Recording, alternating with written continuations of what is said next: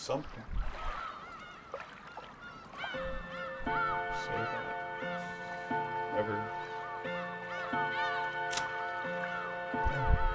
Crazy thing happens.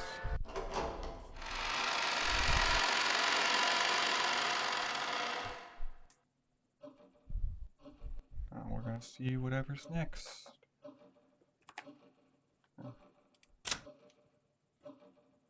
So, a good amount of the original cast has now died. Oh, you can even see the details here. What the? That is crazy. All these. Jeez. Oh, and there's the descriptions too. Whoa. That's fascinating. Pretty crazy. I guess I'll read them. So, Shirmaya Kraus. His corpse was found inside the Rose Garden storehouse. The direct cause of death is unknown, but it seems the side of his head was smashed after his death. This is the beginning of everything. Huh. Brutal. Shirmaya Rudolph. His corpse was found inside the Rose Garden storehouse. His face seems to have been smashed after death. He has a right to lament. He has a right to lament his ill fortune. Ooh. Shirmaya Kyrie. Her corpse was found inside the Rose Garden storehouse. Her face seems to have smashed after her death. She was chosen by the demon's roulette. That's all there is to it. Rose. Her corpse, Shirmaya Rosa. Her corpse was found inside the Rose Garden storehouse. Her face seems to have been smashed after her death. I'll get to see her again, so I don't feel lonely. Oh. I will. Okay.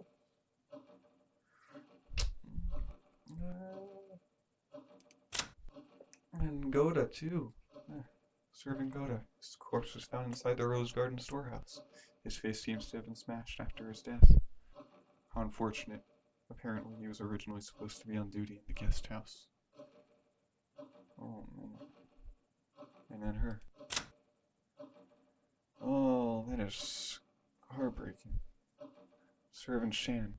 Her corpse was found inside the Rose Garden storehouse. It seems the side of her head was smashed after her death. Don't worry. Everyone will be revived in the Golden Land. Oh. Yes. You can go backlog too. Yeah. That's nice. You can't contact them, even with radio? If we can't use it at a time like this, why do we even have an emergency radio? My apologies. It was supposed to have a maintenance inspection every year. Wait, don't you have one of those boat signaling devices that makes a flashing light? Couldn't you use that to contact the next island? We do not have such equipment. My sincere apologies. Just then, Kumasawa arrived, pushing a servant cart loaded with breakfast. Since there was no way we'd be able to eat in the dining hall, Hideyoshi had ordered her to take it to the parlor. Why are we eating breakfast here? Natsui-san, I'll tell you later. More importantly, Eva, how is your father? Judging by the fact that he is not with you, it seems he will not leave his room, not even for a situation like this. He wasn't there. The room was empty. What the? Where could he have gone at a time like this? Do you mean to say that the master has left his study? That is correct. I was surprised myself. I wonder when he left his room. Do any of you have an idea? Natsui looked at Genji and Kanan as she said this. Maybe she was trying to ask whether the servants who served directly under the one-legged eagle knew of a place he might go. However, it was probably the other way around. Their faces made it clear that those who knew Kinzo best realized even more than the rest how impossible it was for him to leave his room. Even we have no idea. As you all know, within that study, the master had everything from a place to sleep to a bathroom. I couldn't imagine him leaving that room except for a significant reason. In that case, what? Isn't it natural to assume that one of those significant reasons came up? We still cannot be certain that's the case. Anyway, he is a fickle person, so it's possible he went for a walk by himself, unaware of the current situation. If that is the case, then we must act in all haste to tell him what has happened and ask for instructions. That's right. Although I don't want to think about it, it's possible something has happened to him, isn't it? I'd rather not even consider such a sinister possibility. No one had seen Kinzo since the discovery of those 6 terrible corpses. On top of that, the phones were broken, the radio wouldn't reach anyone, and there was no way to contact the police. Apparently, the typhoon would leave tomorrow and the boat would come. But until then, no one could rely on anyone outside the island, nor could they escape the island. The tragedy had hit everyone so abruptly that they had lost all their composure. Everyone felt a heavy silence. Everyone was impatient. Even though they needed to do something, they couldn't think of anything. So some of them held their heads in their arms while others got irritated. Right now, no one could explain what was occurring on this island, Rakujima.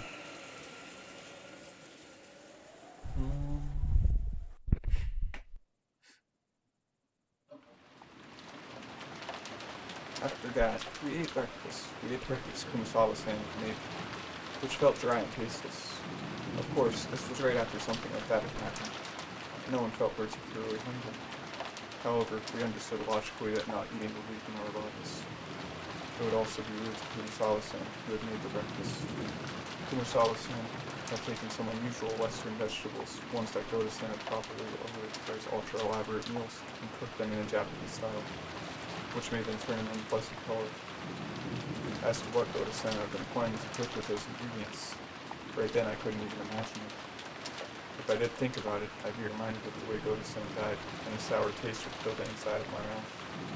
Everyone pretended to eat for the time being, but of course, no one made much progress. Then, we began pooling our knowledge of our current situation. First off, 6 people, which included Uncle Kraus, Dad, my dad, Hire-san, and Rosa, Goda-san, and Shannon-san, had been found in the Rose Garden storehouse, of brutally mutilated corpses, and yet we still couldn't contact the police since both the phones and the radio were unusable. So, until the typhoon passed, there was nothing we could do. Furthermore, Grandfather, who we might have hoped would be able to show a little leadership in this kind of a situation, had disappeared some time ago. Goda-san hadn't made much breakfast. Goda-san hadn't made breakfast, so Grandfather's stomach must have been empty. And if he had just been taking a casual walk, we should have been able to hear him whining about how hungry he was by now. And despite that, he hadn't appeared. There was more than a small chance that he'd gotten caught up in this crime. According to my aunts, on their way back from Kinzo's study, they searched for him, calling out on every floor, but were unable to find him. Considering the timing of it all, it's only reasonable to assume that this disappearance had something to do with the crime. We figured Dad and the rest were probably killed in the dining hall and then painstakingly moved to the storehouse. So maybe Grandfather has already been killed and dragged to some strange place, which we simply haven't discovered yet. No one actually said it out loud, but this theory seemed extremely convincing. We will go check that all the windows and doors are locked. We must also conduct a thorough search for Father. The children must remain in this room. Eva-san and Hideyoshi-san, I'm sorry, but please stay here with the children. I'd like to ask you the same, Dr. Manager. I understand. I will wait here. Aunt Natsui followed the servants, Genji-san, Kumasawa-san, and Kanana out of the parlor. All that was left was Aunt Eva, Uncle Hideyoshi, Dr. Ninja, and the 4 of us children, a total of 7 people. And don't Uncle. Manager sounds better. Let's all stick together and maybe watch some television while we wait. Though I doubt we'll find anything good in the middle of the day on Sunday. Uncle Hideyoshi started acting cheerfully, trying to brighten up this gloomy atmosphere. Good show. Watch it. Oh, really? You want to watch TV? Maria said. Then come and watch it with your uncle. Maria was the only one who joined in. Even though Maria had been told of her mother's death, she didn't show the slightest flicker in her emotions. Was it really normal for a 9-year-old girl like Maria to act so much like a very young child? Everyone else's mood failed to improve, and they each sank absent-mindedly into the surface. Can I ask you something? What is it? Just now, in the storehouse, you said something about Shannon changing a ring. Did you give that to her? George Miki didn't answer, but he hung his head and closed both of his eyes. There could be no clearer response. Quit it, Battle. Figure it out yourself. You're right. I shouldn't have asked. That's right. It was me. Last night, I proposed to her. That was when I gave her to the ring. That's when I gave her the ring. I told her that tomorrow she should put it on whatever finger she liked as her answer. Guess it was a pretty pretentious thing to say. And that ring had been on the ring finger of Shannon's left hand. Well, several years ago, Shannon came to me asking for advice about you, George Mason. I wonder what she could have said. Shannon was always really bad at lying. It was obvious pretty quickly that you were the one she was talking about. She asked whether it'd be okay for her to get close to someone, even though she was only a servant. She asked about what kind of things boys like, what kind of clothes she would wear to make them happy. Lots of stuff like that. Well, I guess you could say I felt envious hearing her say that. So then she was given an engagement ring, and it all ended right there. Different people value things differently. But being proposed to by a man, well, it can't be the high point of your life. Well, it can be the high point of your life. Well, it can be the high point of your life. Definitely. Absolutely. So I'm sure. Last night, I'm sure Shannon was happy. From the bottom of her heart. Happier than she's ever been since the day of her birth. Man. George Miki sighed deeply, without raising his head. Or maybe tears had risen to his eyes. It seemed Shannon was on duty in the guest house last night. But because she was too embarrassed to go back to the guest house with me, she went over to the mansion. Think about how Shannon must have felt when you receive an engagement ring, and no matter how much money you've been given beforehand, it's perfectly normal to get so excited that your mind goes blank. She must have been incredibly embarrassed. And then Shannon went to the mansion, even though she hadn't been assigned there, helped Goto-san with his work, and got caught up in this crime. Only I had given her that ring. On that day, in that place, Sayo wouldn't have been caught up in that crime. Ah! Miki, that's the one place where you're wrong. It's definitely wrong. So don't cry anymore. Ah!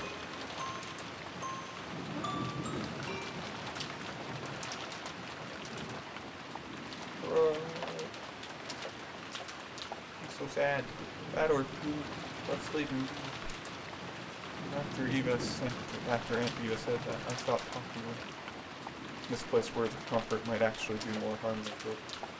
Jessica sat down next to Miki and put an arm around him. Maybe only Jessica, who had known about Miki and Shannon's love since the beginning, and who had even discussed that relationship with Shannon, could comfort Miki now. I went over to Aunt Eva and sat down on our opposite sofa. Valerie, you really are strong. It looks like you've kept a good hold on yourself. Well, look, the depth of the love becomes the depth of the wound, right? After all, it's not like how that old guy had anything to do with me. I feel bad about Kairi-san, but, well, she wasn't actually my parent. Well, I know. If that's so, you certainly were crying a lot about me.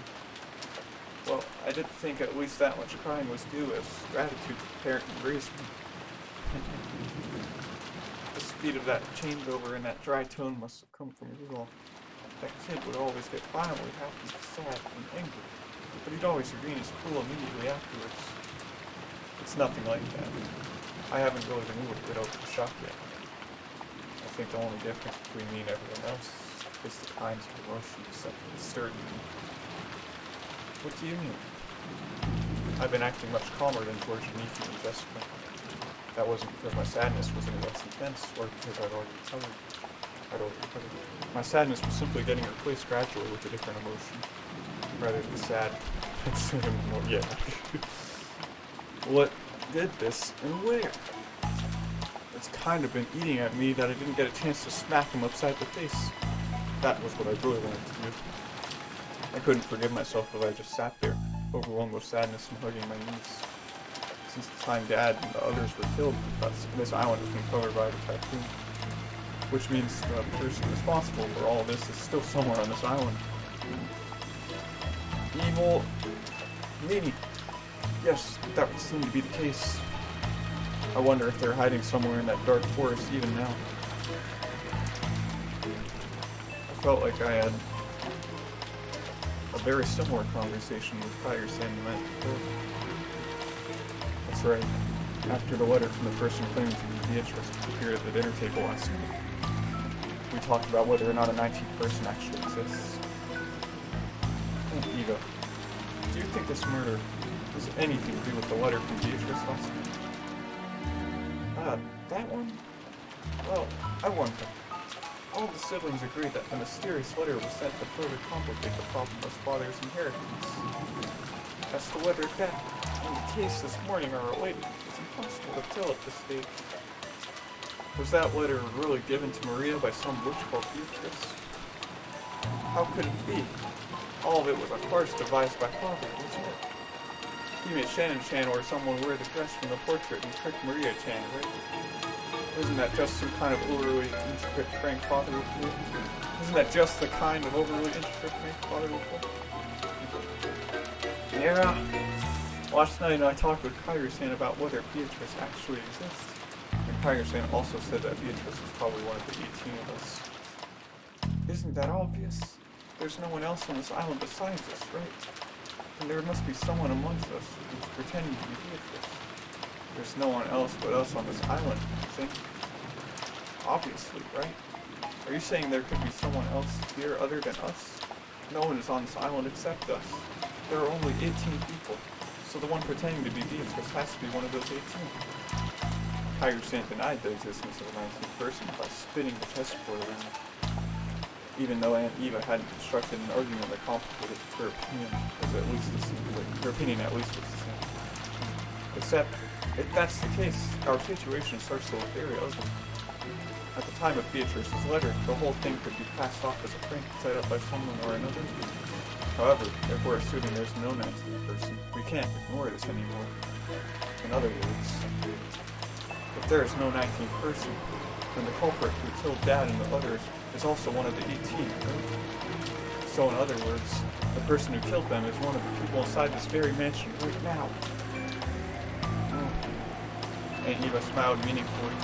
It looked like she thought this conclusion should have been obvious from the very beginning. The culprit carried the bodies of those 6 into the storehouse, but even that was an impressive feat, don't you think?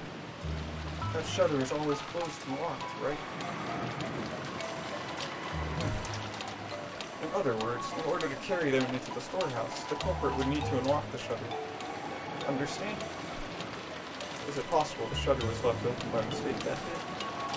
The servant said it's always kept off. The servant said it's always kept off. In other words, unless the culprit took the keys from the servant room, there's no way they could have opened the storehouse. I wonder if the key in the servant room was the only one. Keiji-san said that was the case, which means the culprit knew where that single key was kept and took it. Just now, I watched when Kanari-kun returned the key to the servant room. The wall was packed with keys, and I don't think a novice would know where or what those keys went to. The culprit was miraculously able to find the storehouse key among all of this. Furthermore, even though the key didn't have a tag or anything sticking to it, they knew it was the key to the storehouse behind the rose garden. And that means they also knew where the storehouse was. I'll say it even clearer. The culprit knew the inside of the servant room well. Her argument was extremely plain and clear. If the bodies had been found somewhere in the bushes of the rose garden, there wouldn't have been much to go on. However, if there was only one key to the storehouse in the servant room, and it was stored with such a large group of keys, an honest would not be able to tell them apart. This means the culprit was someone who went to the servant room a lot and is familiar with the locations of the keys. The family members didn't normally go into the servant room, which means that one of the servants is the culprit. Sorry, but even I can't tell you any more than that. However, I'll tell you one more thing. What's that? It's reasonable to think that the culprits are multiple in number and fairly well armed. They have to be, wouldn't they? They had to assault the four in the dining hall and kill them, drag a total of 6 bodies all the way to the storehouse beyond the rose garden, and arrange for that disgusting makeup and the graffiti on the shutter. There's no way that a single culprit can carry out all that on their own, right? It made sense. It probably wouldn't be possible for a single person with enough time, but it will take so incredibly long.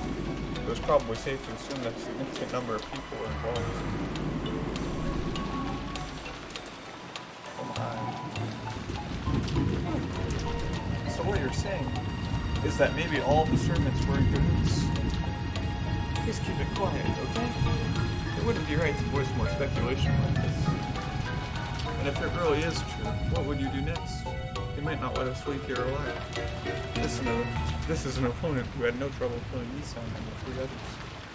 Right now, the only ones I can count on to fight with me are the 3 in my family and maybe you, which comes to a total of 4 people, right? We're no better off than they were last night. And sure, it'd be easy for us. It'd be easy for the culprits to massacre the rest of us. I've been playing detective with Aunt Eva, trying to expose the person who had killed Dad and the rest before the police did. If only I could cleverly penetrate the culprit's identity and stick the proof in their face. I've been so sure that, just like in one of those detective movies, the culprit would then give up and surrender. However, the culprit would only surrender if there was no way for them to fight back. The culprits behind the crime on the island were far from helpless. They might even be able to massacre all of the remaining people here. And on top of that, this island was like a giant closed room, cut off from the outside world by the typhoon. So they had a full day until tomorrow to kill, scheme, and camouflage themselves. In short, it wasn't a safe atmosphere where we could get very far by playing detective. To the contrary, we were at a stage where we had to be scared stiff, since playing detective might displease the culprits and cause them to commit another mass murder. Well, it is just a possibility, right? But I can't bring myself to trust the servants yet. And that doesn't mean I only suspect them. Don't you think there might be some mastermind behind all of this? A mastermind? Why do you say that? It's just a feeling. Think about what the word servant literally means. It means someone who serves as someone else's arms and legs, right? It was a bunch of our Maya family members who got killed. So naturally, there must be someone involved who stands to gain from that, that's all. Well, this is also plain and clear. The Shiramaya family have been right in the middle of discussions about how to distribute the inheritance their grandfather died. If this case followed the standard form of any classic mystery novel, the crime was definitely caused by someone with ties to the Shiramaya family and who was involved in the inheritance problem. Aunt Eva had probably read a few books in that genre herself. Her argument may have had a few blind assumptions in it, but it was a standard conclusion that anyone might have reached. I think most people would end up suspecting the servants, even if they use different reasoning to get there. Especially the story about the key to the shutter. That made it very easy to suspect that one of the servants was involved. And that's why I don't like it. What do you mean, you don't like it? Matt, just talking to myself. I tried to dodge her question by joking, but I couldn't erase the sense of unease swelling up inside me. After all, her conclusion was such an easy one to reach. A conclusion that anyone could reach. And I just couldn't be satisfied with that. If I tried spinning the chessboard around like I'd learned from Kairi-san, this was exactly why a servant couldn't possibly be the culprit. Hi! What? Pizza's here. Okay, I'll be there in a little bit. If the servants really were the culprits, they wouldn't hide the bodies in a place connected to themselves. Why on earth would they use the Rose Garden shed if they were the ones in charge of the key that could unlock it? The police would probably immediately pursue whoever had been in control of the key. It was even possible that some other facts might come to light as a result. The more we think of the servants as the culprits, the less reason they had to carry the bodies into the storehouse. But what if they knew we'd think that and put the corpses in the storehouse for that very reason? No, that's completely impossible. When the police come and inspect the scene of the crime, they'll probably be able to uncover many things. No matter how carefully the culprits carried out that murder, some traces will definitely be found. In other words, they had everything to lose and nothing to gain. If you think about it this way and look at this murder game from the culprit's side, it's hard to imagine why they'd want to call attention to the corpses. Once the corpses were found, it could result in someone sending a report to the police, or it might make the remaining people more cautious, or it might make the survivors start to search for the culprit. None of these things would make life any easier for the culprit. It's just like the words of the main character's mother in a novel I read recently, called Higurashi no Nakukoi. Every story needs to have a beginning, a middle, and end. Illuminating that beginning is essential for the perfect crime. Right now, we don't know where Grandfather is. Another visual novel by the same developer. We don't know if he's already become a victim or if he's one of the culprits. But the state of confusion must be beneficial to the killer.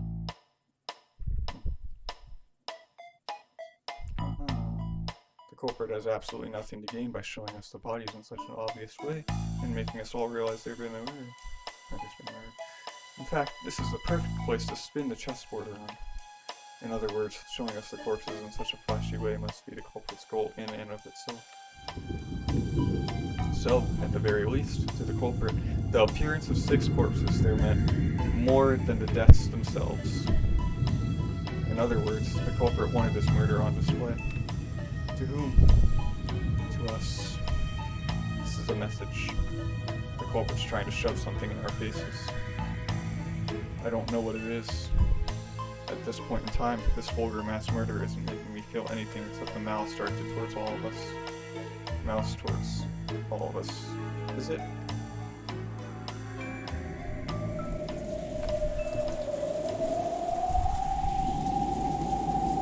Okay, well, this is theorizing. Each one of the survivors has some kind of connection to one of the 6 victims. Uncle Krause's death brought Jessica the grief of losing a family member. The deaths of Dad and Kyrie's hand brought me sorrow, while Aunt Rosa's death brought Maria sorrow. Goda-san's death probably shocked his fellow servants, and Shannon-chan's death brought grief to her. Both George and Nikki were close to her, and cannot give food after like an order sister. Everyone now on this island has received an unequal amount of sadness, and Eva was sure that the servants were in cahoots. But then, how could you explain the deaths of Goda-san and Shannon-chan? At any rate, by this argument, the grief caused by the 6 deaths hit everyone but Aunt Eva and Uncle Hideyoshi. Even Aunt Eva, who had directed suspicion at the servants and acted as though she herself was beyond suspicion, could not be ruled out as a suspect. In the first place, she was able to argue that the servants were suspicious of focusing on the shutters key. But if you look at it from her perspective, of motive and gain, Aunt Eva's name rises to the top of the list.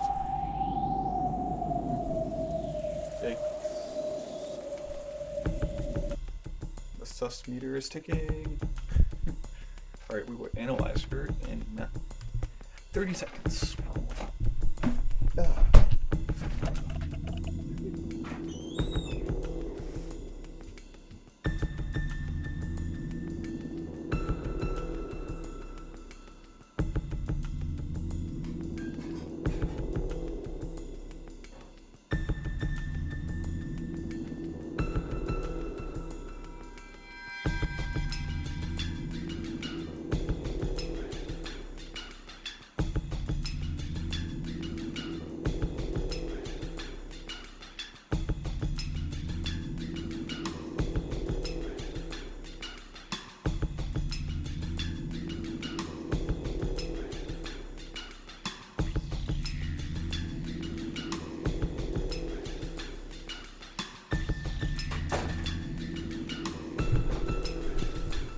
I might have been a little late, but I'm back now. I know what you're thinking, Bad Orchard. Oh no, please don't tell anybody about how my head's so full of obscene stuff. I'm the one who's going to gain the most from these murders. Since I'm going to be suspected anyway, I might as well get it out in the open. I tried to dodge the issue by joking around, but apparently it didn't work. Their inheritance will be divided into as many parts as there are siblings. But right now, I'm the only one of the 4 left. All of the assets of the Shiramai family will become mine. If Uncle Hideyoshi heard you, he'd say, "Could you give it a rest? It's not funny." I'm sorry. I was just fooling around, since I'm going to be suspected anyway, no matter how much I try to smooth it over. That's why, from my point of view, this murder might have been designed to cast suspicion on me. Unfortunately, my alibi for last night is weak. Could you tell me a bit more about last night? As you know, the discussion between the siblings on how to slice up and eat the inheritance continued until late in the night. But I don't know how late it lasted. My husband and I had woken up early that morning. We were so sleepy, and a little past midnight, they let us go. We then returned to the guest house and rested there. Can anyone other than Uncle Hideyoshi prove that? No, wait, it's not like I suspect you or anything, okay? Oh, are you sure about that? I don't know if it counts as proof, but when we returned to the guest house, we were greeted by Genji-san, who asked if we needed a towel. I think that should be enough to prove we weren't to the guest house, but we returned to the guest house a little after midnight. I don't know why I said one. I don't know why I said one. Right. Though, if my theory was correct, the servants would all be in cahoots, and that wouldn't actually make for much of an alibi. Hey, you've got a point there. Guess that means I'm playing detective with the real culprit right now, huh? However, let me say this for my honor's sake. If I was after their inheritance, I'd never commit such a bizarre set of murders. After all, if I just wanted to make them forfeit their rights to the inheritance, it wouldn't matter to me how they died. It'd be much smarter for me to try to make their deaths look like accidents. Especially if you're assuming I laid out some careful plan that involved eating the servants. You've got a point there. If you're killing someone for personal gain, you definitely shouldn't make it look like a murder. Exactly. That's why I'm in such a blue mood. The police will probably treat me like the mastermind and investigate all kinds of things. Not fun at all. And Eva shrugged with a bitter smile. It was just as easy to suspect Eva as it was to suspect the serpents. So if we spin the chessboard around, does that make it impossible for the culprit to be her, suspicious as she is? However, if that sort of argument always works, then motive can never help us in any way, I think that's what I said. No, that can't be right. Knowing the motive must give us powerful clues towards knowing the culprit. That's why murderers from all time periods disguise crimes in complicated ways, however preventing the motives from being discovered. I don't get it. I just don't get it. Every time I spin the chessboard around, it keeps flipping from front to back and back to front. Are my thoughts bringing me closer to the truth? Or are they pushing you away?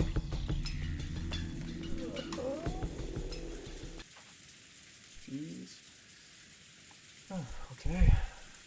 Aunt Eva didn't want to talk any more than that, so I folded my arms and headed to the window to cool my head a little. As I looked over the parlor, I saw George and Iki and the others gathered, talking.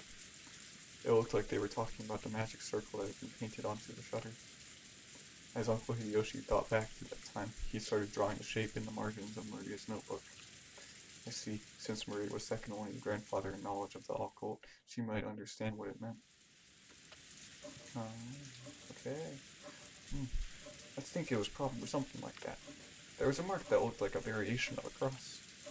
And then, surrounding the circle all around the perimeter were these closely packed strange letters on all 4 sides of the cross, and in the 4 corners there was something written. It didn't look like the alphabet or something like that. It was what they call ancient characters. And around the top of the circumference there was a small mark, 5 small circles arranged in a plus sign, and straight lines connecting them. Yeah, there definitely was something like that drawn here. Yep, there's no mistaking the shape. I don't understand the thin characters, but the arrangement was nearly the same. Everyone was staring down at the shape, so I stared down at it too. From what I heard, This had been painted on the shutter to the storehouse with some material that looked like blood. I see. This sure is unsettling. Grandfather's probably the only one who'd want to draw something this weird. Seriously, where did he go? I want to grab him and ask what this is supposed to mean. Jessica's voice contained impatience and anger. She hadn't gone so far as to say Grandfather was the culprit, but she seemed sure that Grandfather knew something about the culprit's background. Of course, if you were searching for a link connecting the Shiramaya family to the occult, 10 out of 10 people would think of Grandfather. Also, to a person who knew nothing about the occult, this strange mark would have no meaning. Which meant that this might have been something addressed to Grandfather. That's right, and the reason the crime was shown to the survivors was so they'd find this. In that case, where'd Grandfather, the essential recipient of this message, disappeared off to? Does this shape ring any bells? Maria looked at the shape with a serious face. Maybe she was enthusiastic because this was her area of expertise. However, her appearance was that of someone separated from the events at hand, as though this thing hadn't been drawn on the shutter closed around her mother's corpse. My first impression was that the sign resembled a German cross. What in... it certainly does have that kind of design. She sure does know a lot about this. Does that mean it has something to do with Germany? The German cross was originally a crest from a religious order of knights and was supposed to protect pilgrims traveling to sacred places. So, in other words, this magic circle might have some religious meaning. This is starting to sound like gibberish. When I looked over at all of them, preparing to jump into the discussion, something shocked me. Maria was smiling, an eerie and incomprehensible expression on her face. It was almost as if she was making fun of everyone's ignorance. It was an expression I wouldn't have dreamed to find on Maria's face. And she laughed. That eerie, jarring laugh was something I didn't want to believe was possible, even though I was looking at it right in front of my eyes.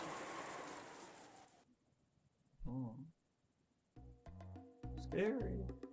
She possessed. Oh, that's an interesting look on her face. The people aren't even close.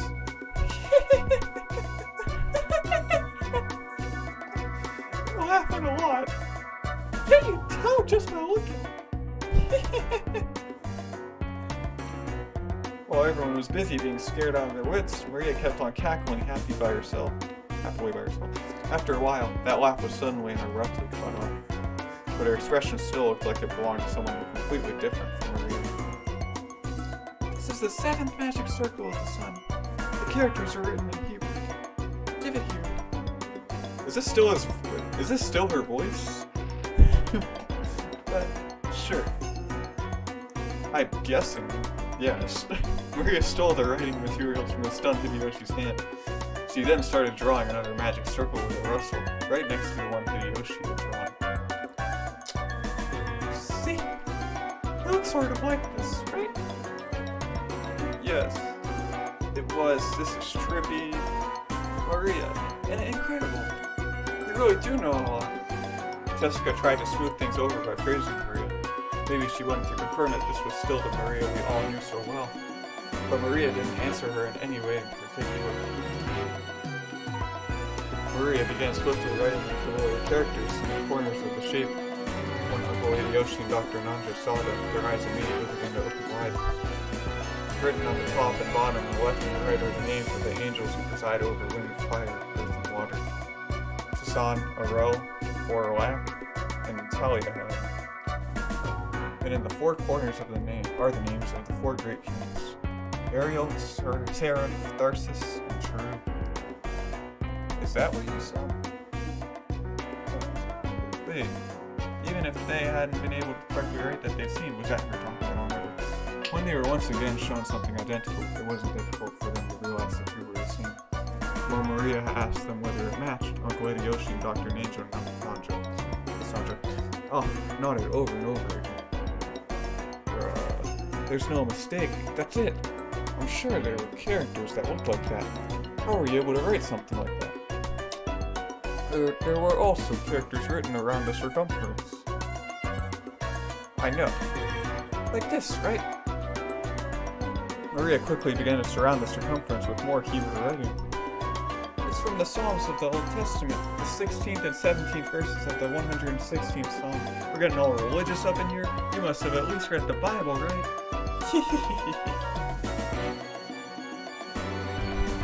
Acting as though knowing this was only common sense, Maria laughed.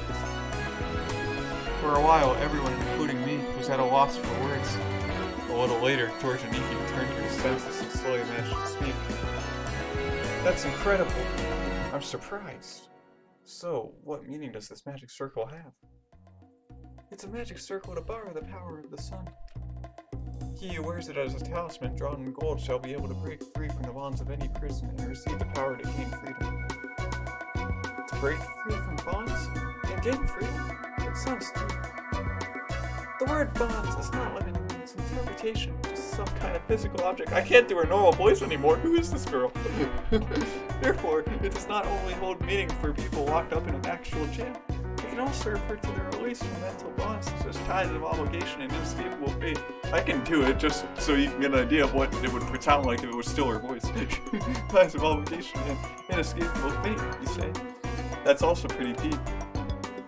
But I really don't understand. What does this have to do with those 6 bodies? Far from being released, they were killed and stuffed in a storehouse, weren't they? Who is talking right now? It's not like the magic circle was drawn for their sakes. The 6 of them were there for the sake of the magic circle. It is truly pitiable. This is just diabolical. What do you mean? What in the world do you mean when you say the 6 of them were there for the sake of the magic circle? Maria lifted up her pointer finger and waggled it as if she were making fun of us. That's written around the circumference. Can you read it? Psalms chapter 116, verses 16 to 17. I'll read it for you. The word is frequent from tense. I will offer you a sacrifice of thanksgiving. I will call you the word. See, you say. I've got no idea what you're talking about. You're saying they're human sacrifices? If what Maria had just read aloud was a vital part of the magic circle, then it was saying that sacrifices had to be offered in order for this magic circle to be effective. So human sacrifices had been offered inside the storehouse where the magic circle had been drawn. A heartbeat later, everyone else seemed to reach the same conclusion. Some people were shocked, and others spat out that this was insane as they punched their knees.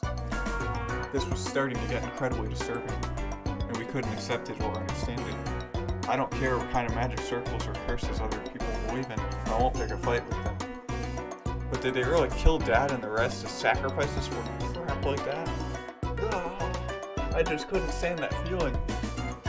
Compared to this, I preferred it when we were still disgusted by that theory about the fight over the inheritance. And as I started getting annoyed with the feeling between anger and sadness, I broke from the circle everyone was in, anger, and returned once again to the window, more than annoyed. Just very mad. Something had gone insane since yesterday. There was that letter from the witch Beatrice that Maria had read aloud at last night's dinner. Ever since that point, it feels like like this whole mansion and this whole island have been getting more and more firmly locked inside some kind of bizarre world. That's right. When I think back on it, that letter was an invitation from the witch. The ruler of the nighttime island had invited us inhabitants of the day into another world. The phone and the radio had been interrupted, and the island was shut off by the typhoon, so you really could call this place another world cut off from the real one by now. Yeah, as this island is now, it's perfectly normal for a witch to send us letters and for human sacrifices to be offered up for the sake of magic circles. So, what will happen next? What will some weird people wearing goat masks start doing the Bond Festival dance or something? It's hopeless. It's hopeless. I don't get it. The inside of my head is all screwed up, and I don't even know what to think. Anger, sadness, the opposing emotions all swirled up together, and they started to suck me in. Unable to resist, I could do nothing but cover my eyes with my hands and trust in my mind and body as I started getting sucked in.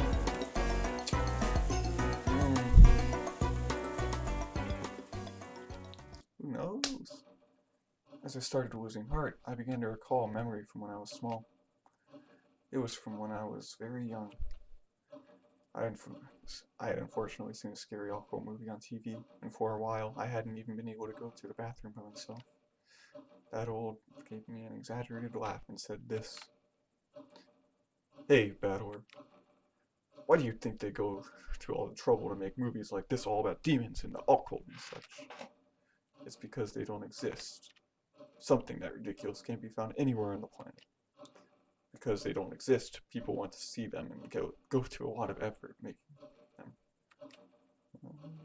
That's why those occult movies just make me laugh. If I were forced to choose, I'd say, rather than demons and monsters, this year's earnings call and angry wives are 100 million times scarier. I'll go further, okay? From my point of view, getting scared is a recreational emotion, something for people who've got room to relax both in their hearts and their lifestyles. They had so much free time, they didn't know what to do with it, so in order to entertain their mind with unusual emotions, people started creating a culture with demons and the occult and stuff. Chirpy. Seriously, why have I been acting so thick-headed? I was totally taken in. Don't try to mess with me. This is the human world. I don't care about witches, demons, magic, circles, and sacrifices. The human who killed Dad and everyone else is still on this island. That's all there is to it, right? The next person who started speaking to my heart was Kairi-san. You see, in both chess and shogi, when you reach the very, very last stage of the game, closer and closer to cornering your opponent, the number of optimal moves you could possibly make gets smaller and smaller. The beats. Therefore, if you're backing someone against the wall, or if someone is doing the same to you, both players' moves become infinitely easier to read. In other words, when you are completely cornered and think you have no moves left, that is the moment when it's easiest to read your opponent. However, when a person is forced into a defensive position, they can't help but lose their ability to think clearly, so they aren't able to get their minds around their opponent's moves. That's when you spin the chessboard around. With all my strength, I slapped my face with both hands. Now my eyes were truly open. When you don't understand anything and you're completely cornered just like I am now, isn't that the perfect time to spin the chessboard around?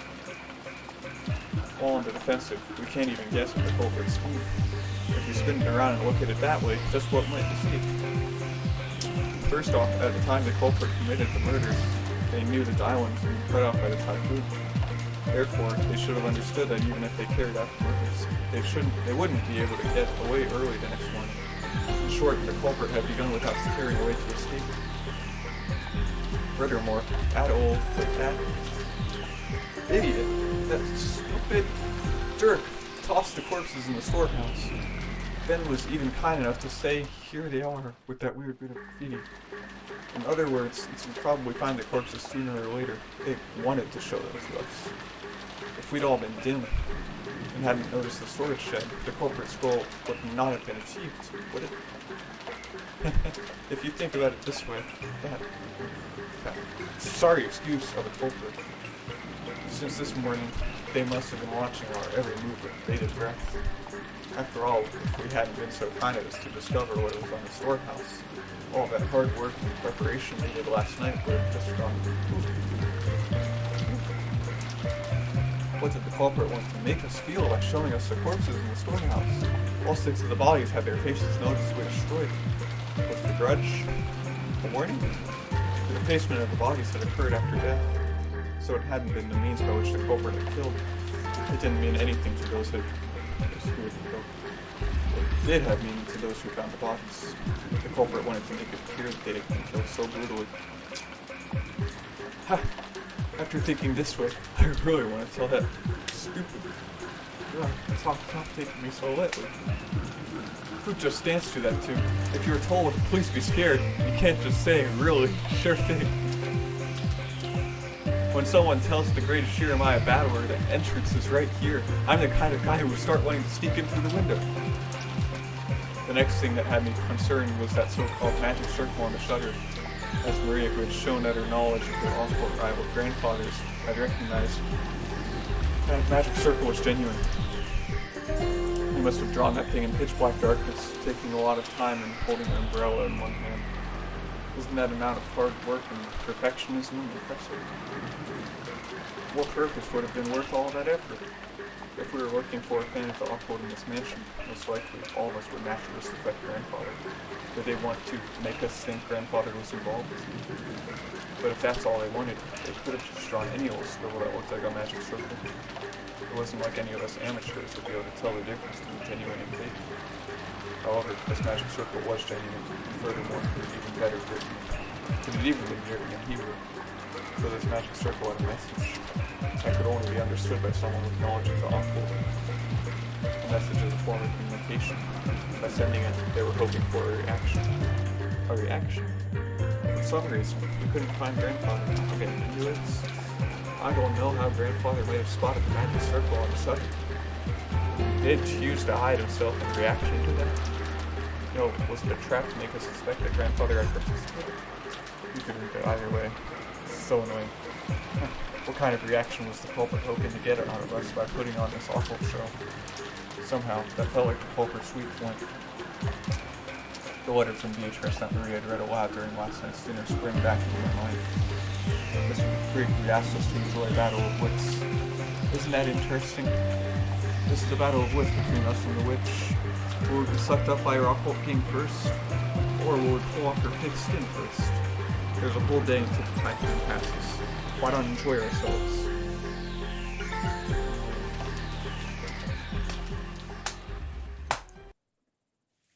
Something's being theorized. It's been an hour, but I don't know. It's just getting special. I finally noticed that the inside of the parlor had gone quiet again. Everyone had sunk into their favorite sofas, some deep in thought, some irritated, some acting depressed. Maria was once again enjoying the TV as if she'd never left it. It looked like she found the commercials more fun than the boring program, and she happily yelled, she giggled. I stared at each person's appearance in turn. If there isn't a 19th person, the culprit must be in this room.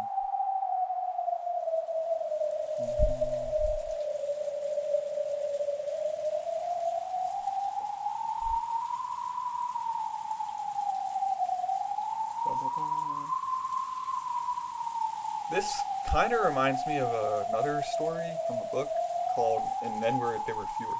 I have to say that right. And then there were fewer. It gives me those vibes. Right now, Aunt Natsu is searching the mansion with the servants, right? Except with magic. Then we shouldn't say in this room. In this mansion is where the culprit has to be. After all, it's possible Aunt Natsu is behind this, and we still can't deny that one of the servants might be the killer. Anyone could be guilty. Still, Aunt Natsu and the rest are taking their time. Still, Aunt Natsu and the rest are taking their time. Of course, it's not a small mansion, but isn't this taking a little too long just to walk around, checking the windows and doors? Just as I was thinking this, Aunt Natsu and the rest returned. Not one of them was missing, but our relief was short-lived. Everyone looked at Aunt Natsu in shock. The talk I'd had with Aunt Eva started to creep back into my mind. The possibility that the culprits had enough in numbers or weapons to kill all of those 6 at once. Oh, she's armed. Forgive me if I've startled you.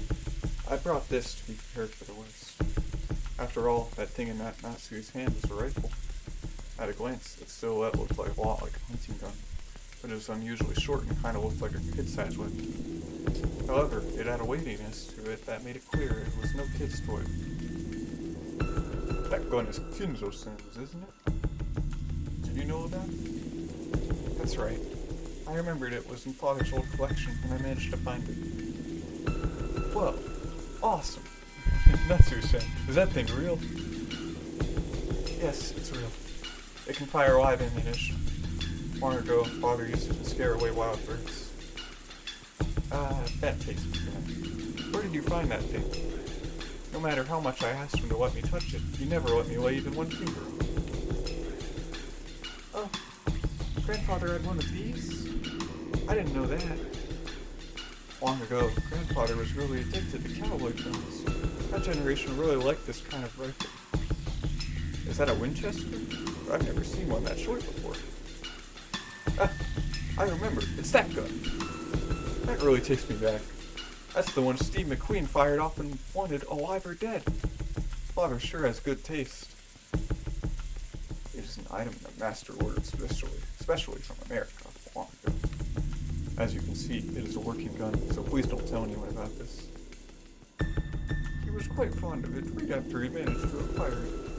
It seems the workings had rejected the cartridges. They were more interesting to him than shooting, and he played around with it back in the forest all the time. Still, it's rather disturbing. Are you sure you should be dragging this out? This is to prepare for the worst. There was probably more than one offender involved. Furthermore, those horrible people killed 6 of us, including my husband. I have a responsibility to protect everyone until tomorrow, in my husband's place. As Natsui-san said this, she slumped down into one of the sofas and took a deep breath. She had been trying to find grandfather, as well as check the doors and windows. Since grandfather wasn't with her, she probably didn't know where he was. I carefully checked all the doors and windows throughout the mansion. However, we must be prepared for anything. Everyone, I think it would be best if we all remained here. Oh, good point. If everyone's gathered here, then we can all feel more secure by keeping an eye on each other. What do you mean by that, Eva-san? Nothing really. I'm just agreeing with your opinion, aren't I? There was a stormy atmosphere between the two of them. If you think about who was the most suspicious from the inheritance problem standpoint, Aunt Eva was the obvious answer. However, there was no proof that Aunt Natsui was innocent. No, if you view Beatrice's letter as one of grandfather's complicated pranks and think of this crime as just an extension of that, there's more than enough reasons to suspect even grandfather. Also, Aunt Natsui thought the criminal was on the outside, but Aunt Eva thought the criminal was on the inside. In short, it was the question of whether or not a 19th person exists. That same question has been repeated endlessly since last night's dinner, with the letter from the witch who called herself Beatrice. So was the culprit among us, or not? And did the witch Beatrice exist, or not? If you assume that something as stupid as a witch can't exist, you're basically saying that one of these relatives here, who share a common bloodline, is the culprit. If that was too unpleasant, it would be much more comfortable to simply accept the fairy tale-like character of the witch. A witch? A witch drawing a bizarre magic circle and offering human sacrifices? If I could accept that rubbish, I'd be able to trust all the people in this room. However, common sense got in the way. They kept repeating that witches don't exist. In that case, the culprit must be among us. In the middle of a seemingly endless ring, none of us could break the silence. And nobody.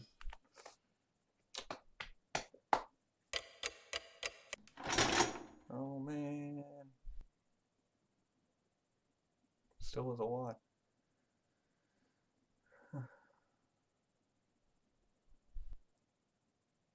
Okay. Good enough for now. Just gonna go on, yep. Bye bye.